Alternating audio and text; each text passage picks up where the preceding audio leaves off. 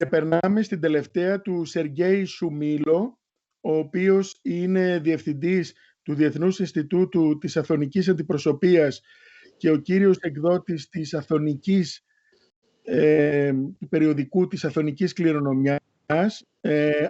Από το Κίεβο, ο κύριος Shumylo θα μας παρουσιάσει την εισήγησή του. Mr. Shumylo is going to present his paper on little known archival materials about the abbacy of St Paisy Velichkovsky in Simonopetra Monastery. You have 20 minutes for your paper. 4 minutes? 4 minutes? 20 minutes. У вас есть 20 минут. Да. Пожалуйста. Кальмера. Уважаемые коллеги, спасибо за возможность выступить. Thanks, dear colleagues, for the opportunity to speak to you now. Мы представляем научную организацию Международный институт афонского наследия.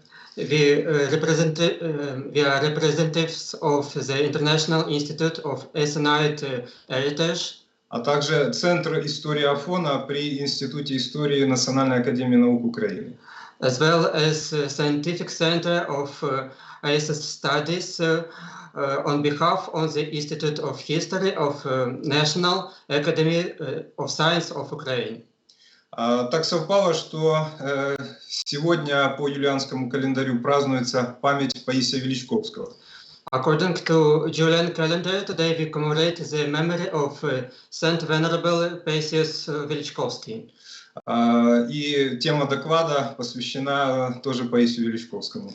So the topic is dedicated to him, to his life. Сразу прошу прощения, что вынужден выступать при помощи переводчика. Sorry for using an interpreter. В докладе, чтобы сэкономить время, некоторые цитаты из документов будут опущены. We'll skip some quotes from the paper. С самими этими цитатами и документами можно будет ознакомиться в печатном виде доклада. You could check them into a printed edition of the paper.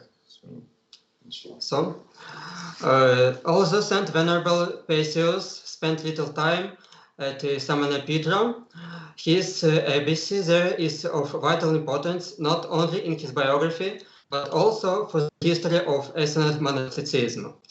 It is clear from the evidence now available that notwithstanding the brevity of his spell at the monastery, St. Paisius managed to help it significantly by paying off a large part of its debts to its creditors.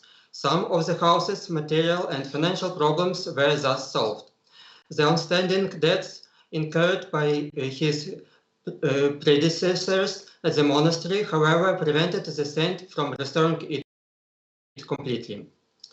Until recently, not a single document from the period has come to light to confirm that St. Paisius was abbot of Simonopetra. All references to his abbacy are from later biographical material and testimonies written after the elder's death. Yes, please. Could you see slides right now, dear sirs? Yeah. Yes, okay. Yes, you can see, yes.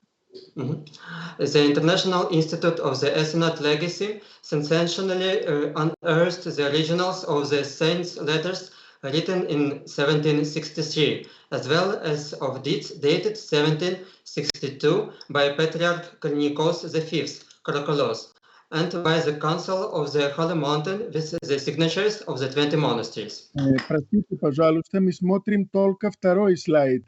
Вы должны продолжать, если вы хотите. В третий, потому что сейчас мы смотрим только... Да, вот. Это третий слайд. Хорошо. Yes.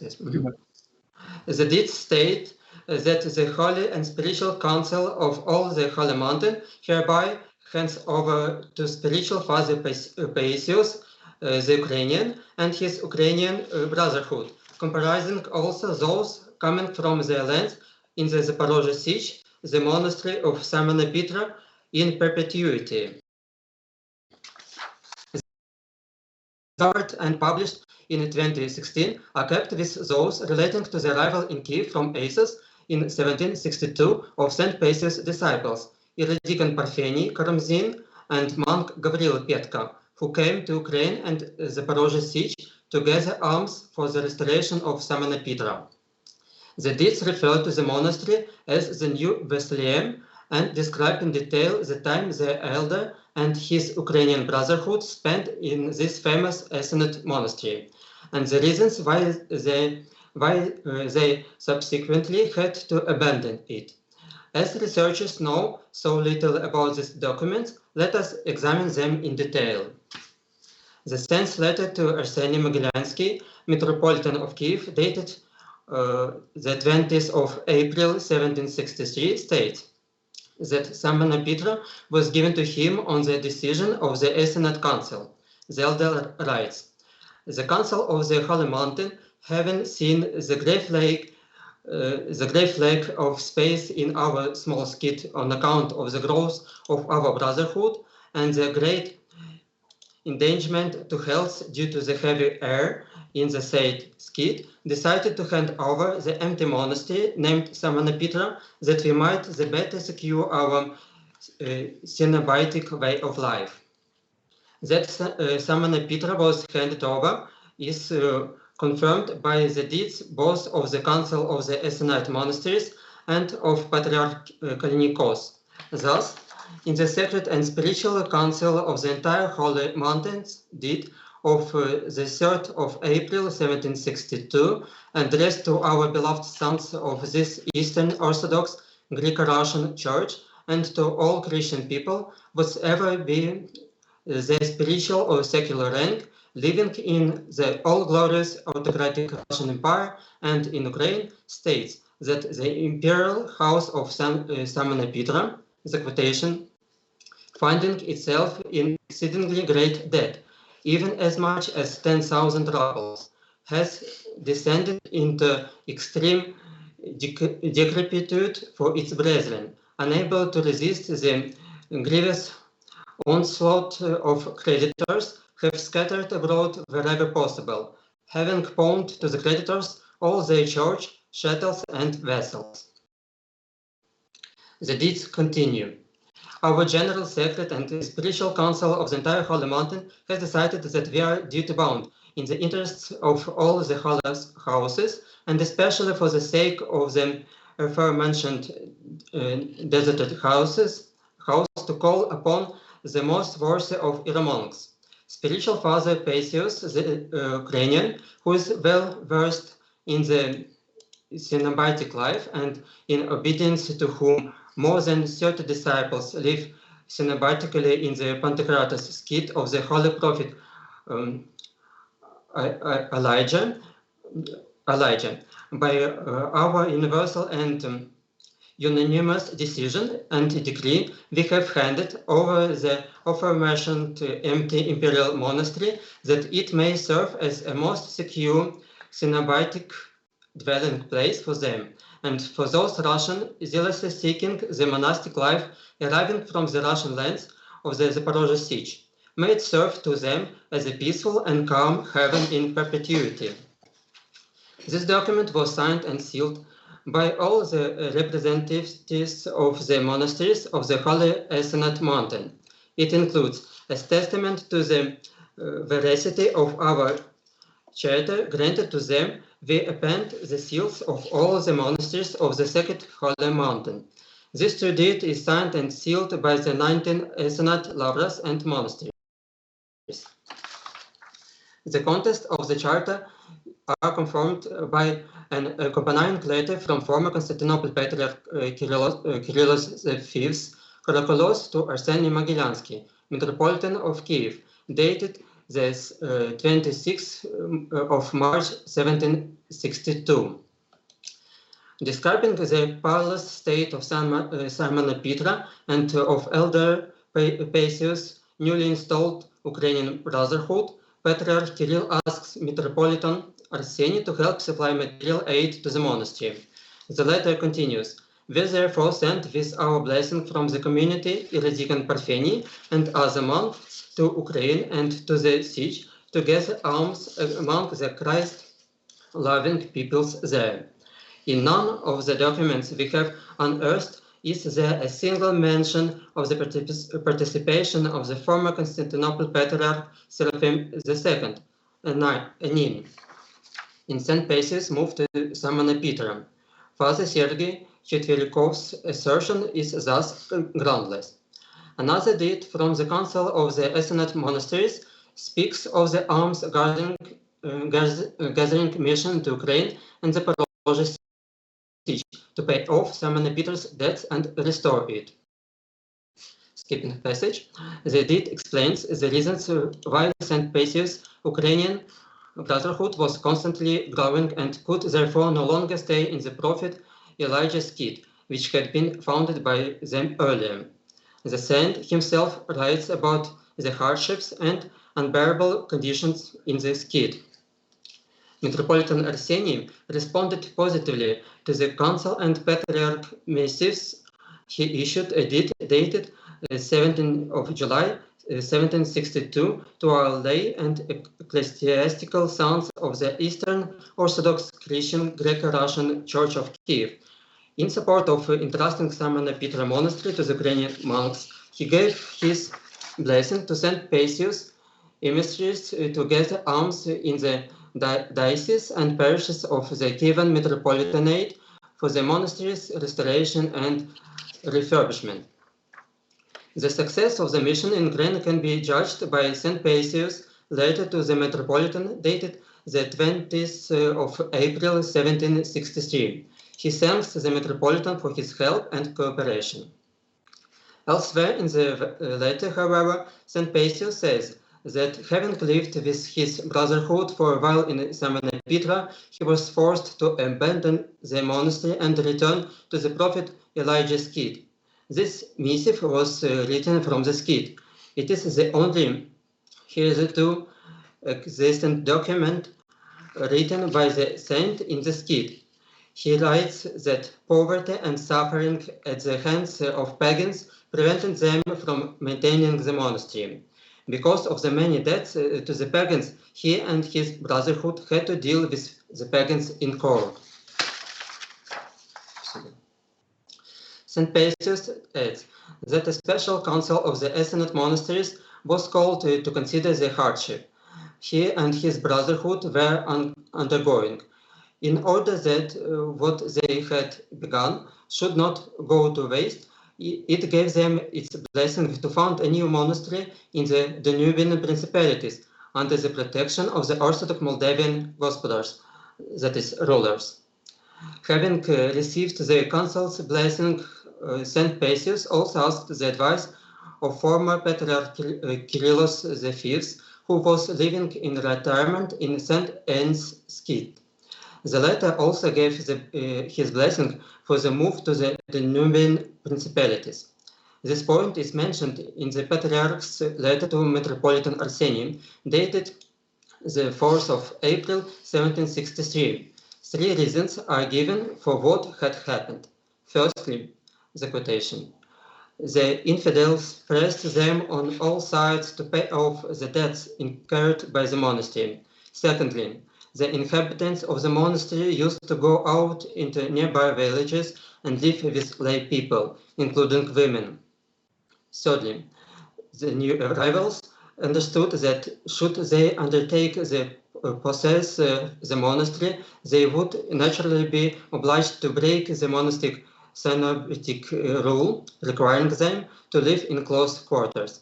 These are the reasons whereby they renounced the monastery. This letter tells us that besides Simonopetra's insuperable debts to Turkish creditors, the newly arrived Ukrainian Brotherhood faced another problem. The monastery's former Greek inhabitants, in their excursions to nearby villages, had started to live with lay people, including women. Once these former inhabitants had learned that St. Paisy was restoring the monastery, they began to make their own claims and demands, which seriously threatened the order and rule he had set up. Thus, so as to avoid dissent among the brotherhood, and indeed its complete disintegration, St. Paisy decided to move to the forest of the Bukovina Carpathians, which were at the time more remote and peaceful. Both St. Paisy and Patriarch Kyrillos asked Metropolitan Arseny to permit the alms gathering Archdeacon Parfeni and Monk Gavril to leave for the new dwelling place of the Brotherhood in the Danubian Principalities, and also to bring back with them the donations they had collected. Having collected arms in the left bank Ukrainian parishes, St. Paisy's emissaries went to Zaporozhye siege, avoiding Kyiv on the way back and not informing the Metropolitan about how much they had accumulated. Nonetheless, the Metropolitan gave his blessing for all the arms collected in Ukraine to be given for the establishment of St. Paisy's Brotherhood in the new home in the Nubian Principalities.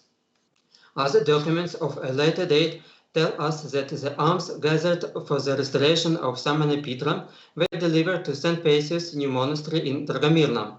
Monk Gavril Petka, now an inmate at the Dragomirna monastery, was questioned on the 17th of February 1769. He was regarded as saying that in 1764 he took his arms gathered in the Zaporozhye siege to the Dragomirna monastery, where St. Paisy had already moved from Athos with his brotherhood.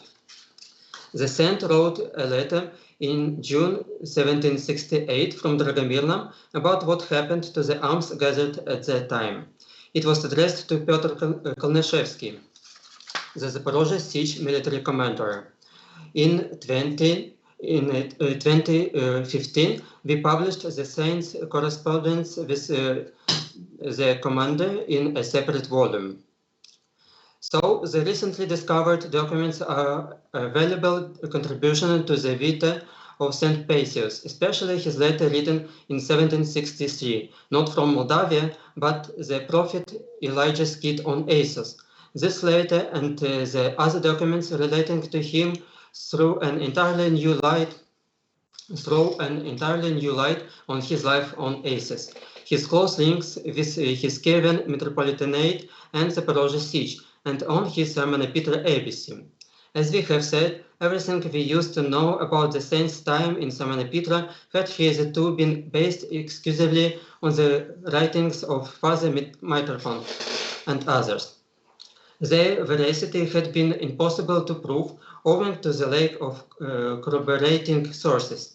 The spirit of the saint's biography is now clear and beyond doubt. As we have said, also St. Paisy was abbot of Simonopetra for a short while.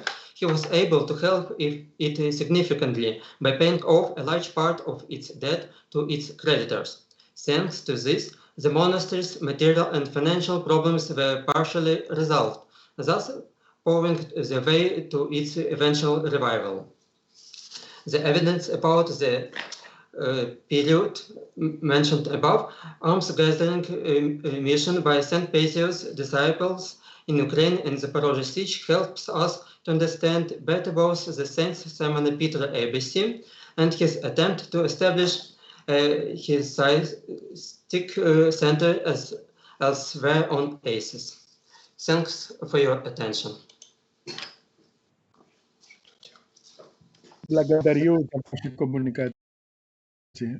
Thank you for your paper and new elements for the Velichkovsky Abbey, St Paisy Velichkovsky. Αν έχετε κάποιες ερωτήσεις στην ανακοίνωση του κυρίου Shumylo, there are some questions for this communication, for this conference.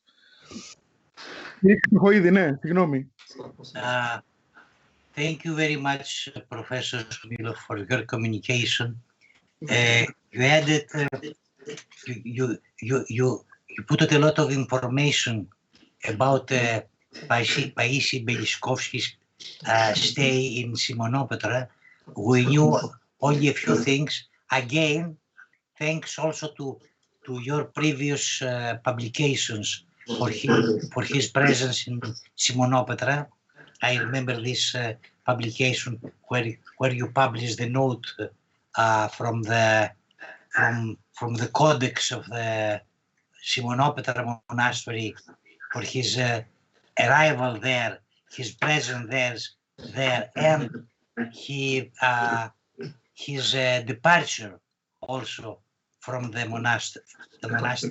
And you give also now some more elements what he did when he stayed in the monastery. He's not yet. I am wondering if we can call him as igumenos, as superior to the monastery, because period the Simonopetra as other monasteries is an Aggiorithmic institution, and it became Kinovion later after monastery, that means after the end of 18th century. Евхаристополи. Кодекс А, который хранится в монастыре Симонопетра. Codex A that is kept in Simonopetra archival. Он сообщает очень важные подробности. Это точную дату, когда прибыл Паисий в монастырь. Says very exclusive and important information, like the date when St Paisy came to the monastery. И в кодексе А уточняется, что Паисий пробыл в Симонопетра игуменом 3 месяца. And also it says that St Paisy was stayed in the monastery as an abbot for 3 months. Паисий в Илинском скиту создавал свое братство как общежительное. In Elijah's skit, St Paisy created brotherhood like Cenobitic one. И в монастыре Симонопетра он пытался также общежительный устав ввести. So he wanted to do the same in Simonopetra Monastery. И он считается и по всем документам, которые были найдены в архиве, он там именуется игуменом. According to all documents being kept in all known archives, he is called like igumenos. Поэтому мы можем его называть игуменом Симонопетра. So we could call him igumenos of Simonopetra. Ωραία. Έχετε κάτι άλλο, κύριε Χρυσοχοΐδη, μήπως θέλετε να συνεχίσετε? Το σημείωμα τον αποκαλεί, το λέει και το έχω μπροστά μου, να το κυβερνήσει ως καθολικός νοικοκύρης. Δεν αναφέρει να έρθει ο ηγούμενος και ξέρουμε αυτές τις φράσεις, αλλά δεν ξέρω. Well, I explain in Greek what says the note you published ως καθολικός νοικοκύρης. I don't know these documents, very important documents you presented today, is in the text. It's referred to ηγούμενος or καθηγούμενος of monastery of Simonopetra Paisy. He has the word καθηγούμενος. Есть именно слово игумен. Да, именно игумен. Exactly. Эти документы недавно мной были найдены в архиве. These documents were recently revealed by Mr. Sergey Shumylo in Ukrainian archivals.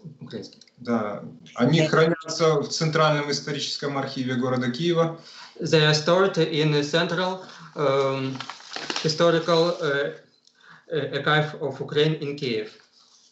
И мы надеемся эти документы издать и на греческом языке в переводе тоже. We hope these documents to be published in Greek as well in translation. Поэтому будем рады сотрудничеству. We'll be happy to collaborate with you all.